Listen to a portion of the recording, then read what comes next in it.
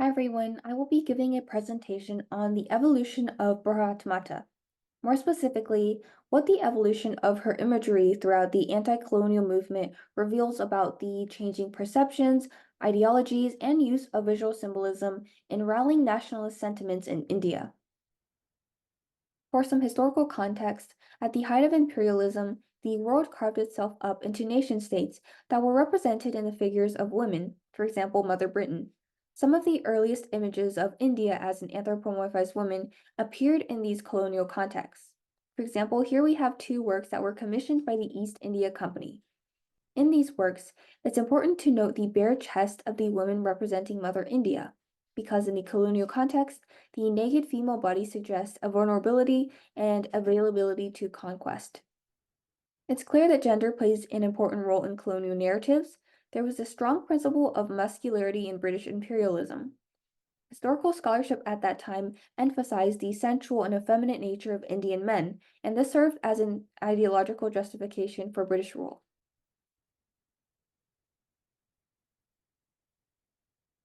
In response to British feminization, especially of Bengal, Bengali nationalism emerged as an oppositional ideology that defiantly worshipped the female principle, and we can see this in the hymn Vande Mataram, composed in 1875. In this hymn, revolutionaries appealed to the motherland to liberate the country, and the central figure is Mother Bengal. This portrayal of Mother characterizes her as militant and capable of great destruction. And though this hymn gained extreme popularity, it was not quite the visual imagining of Mother India that became a nationalist symbol. And this is where we'll turn to Tagore's Bharat Mata, which was created in 1905 as part of the Swadeshi movement. This rendition depicts a traditional Indian woman in traditional Indian dress. There's nothing fierce or warrior-like about her. Instead of weapons in her hands, she holds objects like the cotton cloth and a rice paddy, and in her figure, her sexuality is erased. She is chaste and pure. Following Tagore's work, Mother India was increasingly portrayed as a figure that needed the protection and help from the men of her country. This chaste depiction serves the dual purpose of being a counterreaction to the sexualized versions of Mother India in colonial works and being a means for Indian men to assert their masculinity and challenge British stereotypes. Let's also look into the concurrent evolution of gendered social roles. The British cited the treatment of Indian women as an example of the barbaric nature of the Indian people, and we can see these reflected in Catherine Mayo's Mother India, written in 1927, and this was basically a work of British propaganda. She connected the backwardness of India to the treatment of women, insulted the virility of Indian men, and ridiculed the idea of Mother India. As you can imagine, nationalist leaders were horrified and infuriated by her Eurocentric representation. They recognized that in order to legitimize their cause, the nation needed to modernize, yet in a way that maintained distinction from the West. They argued that in the spiritual domain, India was superior. This new ideological framework revolved around safeguarding the sanctity of India's spiritual culture and positioned women as the guardians. Women were expected to epitomize virtues such as chastity and self-sacrifice, and Mother India was crafted to be an example of the ideal Indian woman. Now let's turn back to Tagore's Bharat Mata. In that early depiction, there are no clear symbols that yet signal her as a goddess of the nation. Yet soon after this image was popularized, artists began to incorporate the map of India into her iconography. Bharat Mata's visual persona is similar to numerous goddesses, yet she is unique in that she is the first to be associated with the map. And you may be wondering, why maps? Reasons stem from the politics of colonial modernity.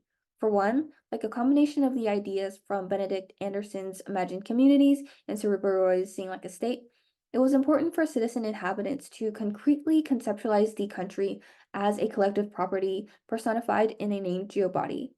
And two, the cartographic depiction of Bharat Mata can be seen as a response to colonialism. Colonial rule utilized scientific mappings of India as a way to render land visibly manageable for governance and resource administration.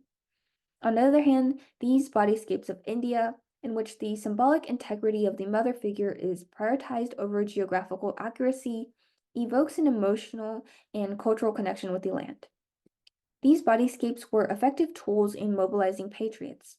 Here we have a first-hand account from Sangupta, who describes the effect of seeing a picture of Mother India on him as a child.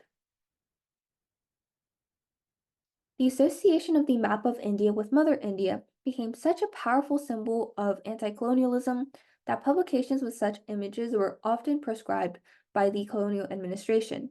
And we have two types of popular depictions here. On the left, we have Mother India with the leaders of India's nationalist movement. And on the right, we have Mother India with the revolutionaries. And these were some of the more dramatic images with Bhagat Singh and the martyrs. These pictures suggest that the honorable prize of this pictorial exchange of the head between these men and Mother India was martyrdom. So they were ubiquitous, printed on calendars, textbook and magazine covers, and advertisements, on murals, and it really reflects a massive pictorial investment in the territorial idea of India. Throughout this presentation, we've examined how Mother India's look is formalized and mobilized as she is fashioned under the pressures of an evolving visual patriotism. Even in the post-independence era, she maintains her popularity as a symbol. The transformative shifts in ideologies, aspirations, and perceptions that shaped her distinct identity have left enduring imprints. We can see those impacts materialize during partition and in the subsequent decades in the form of gender-based violence against women. Mother India's portrayal serves as a reflection of the nation's evolving narratives, complexities, and the enduring legacy of visual symbols within the socio-political landscape.